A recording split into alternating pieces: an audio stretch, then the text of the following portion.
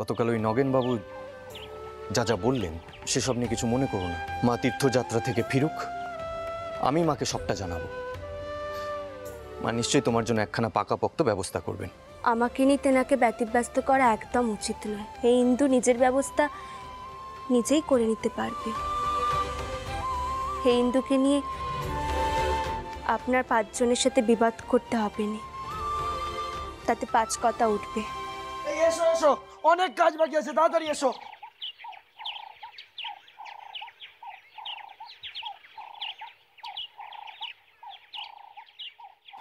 শোনো ইন্দু,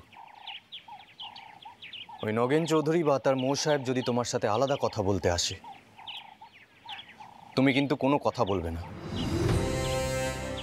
আর একটু সাবধানে থেকো, চোখ কান খোলা রেখো। ওই নগেন চৌধুরীকে আমি একদম বিশ্বাস করতে পারি না।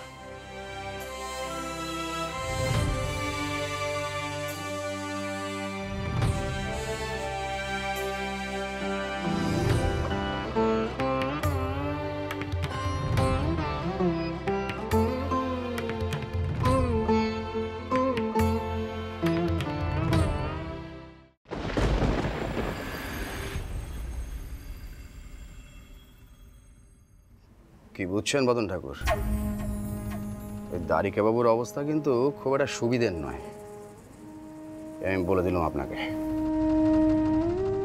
ঠাকুর, এইসব আলোচনা এখানে করবেন না। কে কি বলে দেবে তখন আবার। থামুন অবশ্যই, থামুন। আমি বরং বড়বাবুকে এই কথাগুলো জানাবো।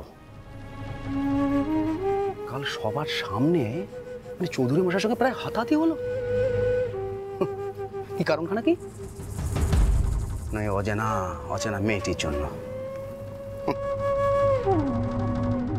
আচ্ছা বদন ঠাকুর, শুনেছি ওই দারিকা বাবু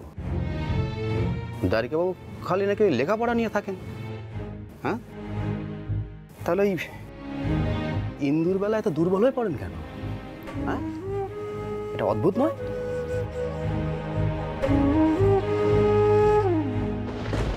আচ্ছা মা কালী, তেনার এত কেন দয়া আমার প্রতি? এতে তো কোনো লাভ নেই। আমি যার পাচ্ছি না এসব সহ্য করতে।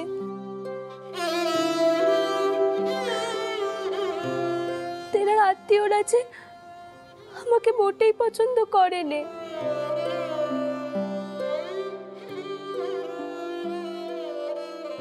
পা চালিয়ে এসো ক্ষীরোদ, পুজোর সময় বলে কথা।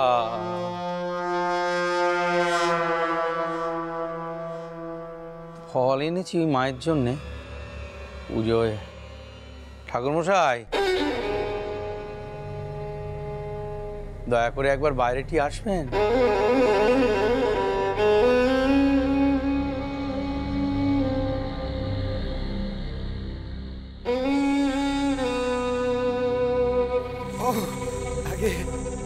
আগে আপনি এসে গেছেন? বাহ, খুব খুব খুব ভালো হয়েছে, খুব ভালো। এই কর্তারা এখনো কেউ আসেনি, দারিকা বাবু এসে একবার ঘুরে গেছে। আগে ডেকে দেবো? না না, আজ ফলহারিণী কালী পুজো, মায়ের কাছে এলাম। মা যেন আমার সকল কর্মফল গ্রহণ করে।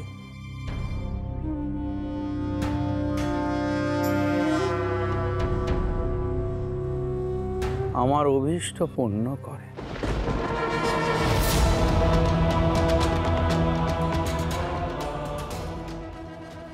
এইটুকুই আমার ইচ্ছে।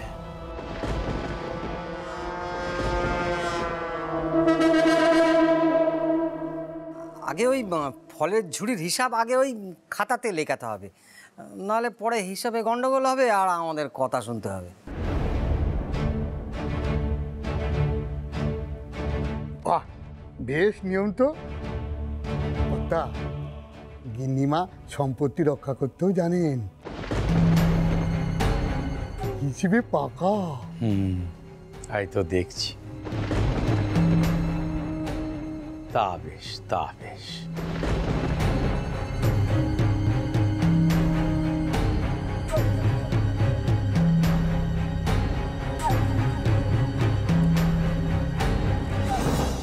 বদন ঠাকুর মশাই, আমার নেকা হয়ে গেছে, আপনি ফলের ঝুড়ি নিয়ে নিন।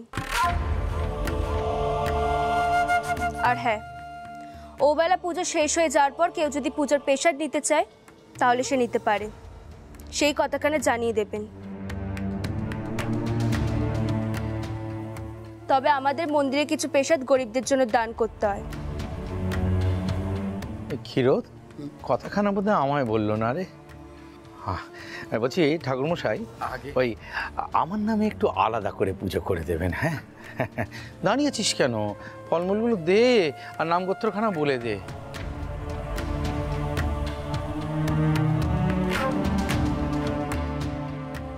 চমৎকার, এমন বিষয় সম্পত্তিতে হুঁশিয়ার মেয়ে মানুষ আমি এর আগে দেখিনি।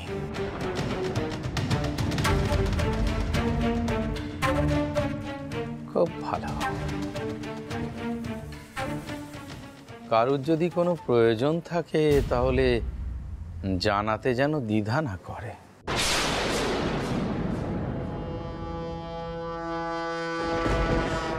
ক্ষীরোদ, যাও যাও, দেখো কোনো দরকার আছে কিনা, সব কথা বলে দিতা। বলছি ঠাকুরমশাই, তৃতীয় পক্ষ গ্রহণ করতে চলেছি, তা আমার বংশ রক্ষাটা হবে তো? নিশ্চয়ই হবে, নিশ্চয়ই হবে চৌধুরী মশাই। চলুন বদন ঠাকুর। ও চৌধুরী মশাই, ও বেলা আসবেন, বেশ বড় করে পুজো হবে। না না, আসবো ভাই, নিশ্চয়ই আসবো। চলুন চলুন বদন ঠাকুর। না আসলে হবে? মা ছাড়া আর আমার মনের কথা কে জানে? মাই তো আমার অভিষ্ট। মা, ও বেলা বিয়ের দিনটা স্থির করব ভাবছি, তুমি আশীর্বাদ করবে তো? মা, আমার মা মনোবাঞ্ছা পূর্ণ করো।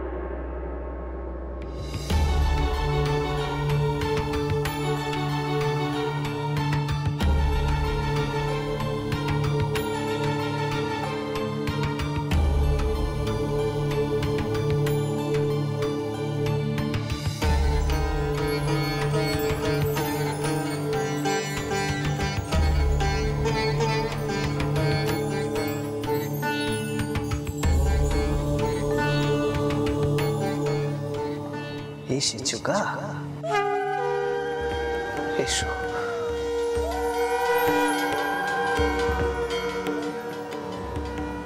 শাড়ি কানা পরে এসেছো তো?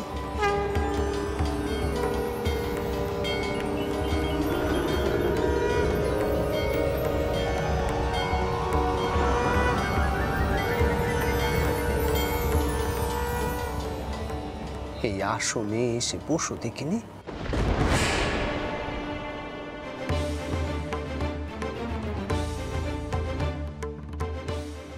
পশ্চিমমুখী হয়ে বসো।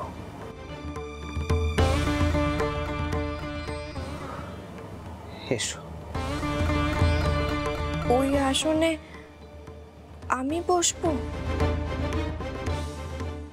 হ্যাঁ, এই আসনে। সময় যে বয়ে যাচ্ছে, আর দেরি করো না, বসো গা, এসে বসো।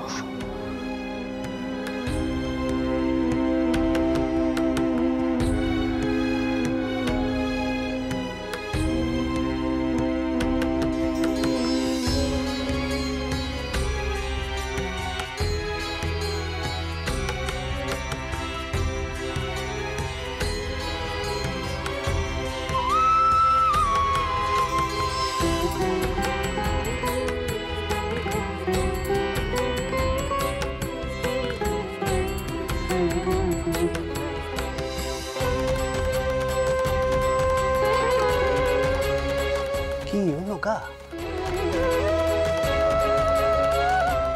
বসো।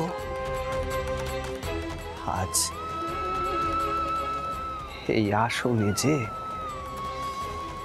তোমারই বসতে হবে।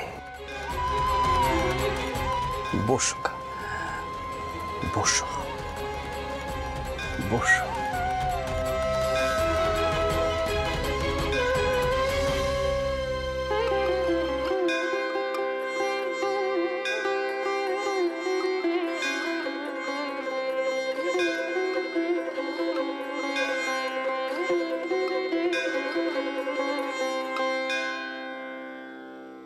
দেখি গা, তোমার পা দোকানে দেখি আলতা পরিয়েছি। এ কি করছেন? আলতা পরতে হবে, দিন আমি পরে নিচ্ছি। না গা, তুমি নিজে কেন পড়বে? মন্দিরে মায়ের মূর্তিকে কেমন সাজিয়ে তুলি আমরা, দেখো নি? আজ আমি তোমারে সাজাবো।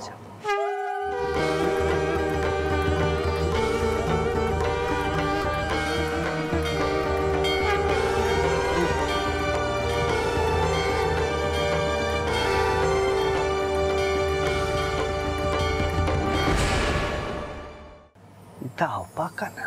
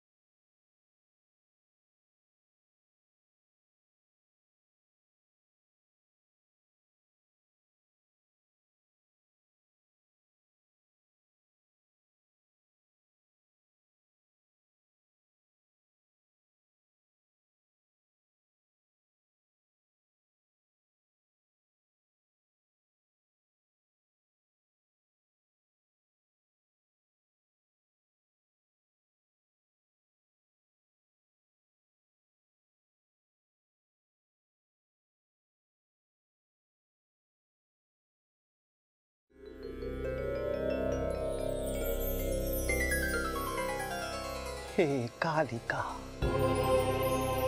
হে সর্বশক্তির অধীশ্বরী জননী, হে ত্রিপুরা সুন্দরী, সিদ্ধি তার উন্মুক্ত করো।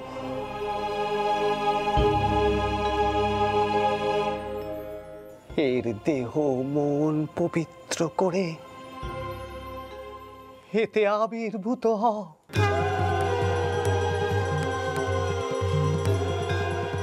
এতে বিরাজিত থাকো। জগৎ সংসারের কল্যাণ করো।